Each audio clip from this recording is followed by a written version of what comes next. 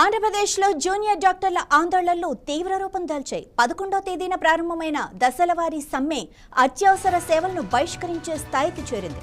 సోమవారం ప్రారంభించిన అత్యవసర సేవల బహిష్కరణ రెండో రోజుకు చేరింది. రాష్ట్రంలోని 19 ప్రభుత్వ వైద్య కళాశాలల్లో 9,000 మంది రెసిడెంట్ డాక్టర్లు, ఇంటర్న్లు, జూనియర్, సీనియర్ రెసిడెంట్లు, సూపర్ స్పెషాలిటీ, పోస్ట్ గ్రాడ్యుయేట్లు, అలాగే డిస్ట్రిక్ట్ రెసిడెన్సీ ప్రోగ్రాంలోని డాక్టర్లు ఈ సమ్మెలో పాల్గొంటున్నారు. దీంతో రాష్ట్ర వ్యాప్తంగా ప్రభుత్వ ఆసుపత్రుల్లో వైద్య సేవలకు తీవ్ర అంతరాయం ఏర్పడింది. ఇంటెన్సివ్ కేర్ యూనిట్లు, క్యాజువాలిటీ వార్డులు, లేబర్ రూముల్లో సేవలు తీవ్రంగా ప్రభావితమయ్యాయి.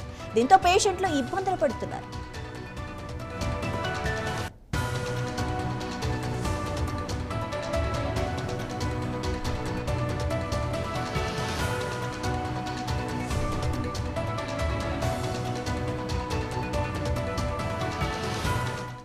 ఈ సమ్మెకు ప్రధాన కారణం స్టైఫండ్ల పెంపు సమస్య. ఈ ఏడాది జనవరి 1 నుండి స్టైఫండ్ల సవరణ పెండింగ్లో ఉంది. ప్రభుత్వ ఉత్తర్వుల ప్రకారం ప్రతి 2 ఏళ్లకు ఒకసారి స్టైఫండ్ను సవరించాలని జోడాలు గుర్తు చేస్తున్నారు. అయితే జూనియర్ డాక్టర్లు 30% పెంపును డిమాండ్ చేస్తున్నారు. ప్రభుత్వం మాత్రం పోస్ట్ గ్రాడ్యుయేట్ జూనియర్ డాక్టర్లకు 3% వార్షిక పెంపు, హౌస్ సర్జన్లు, ఇంజనీర్లకు 5% పెంపును ప్రతిపాదించింది.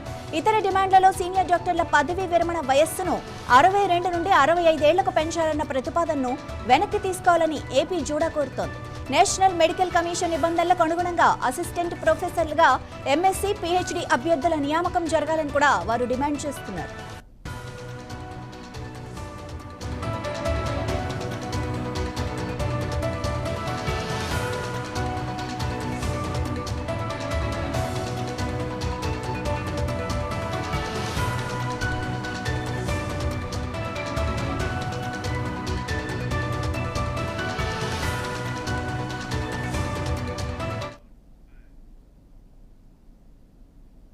ప్రకాశం జిల్లాలో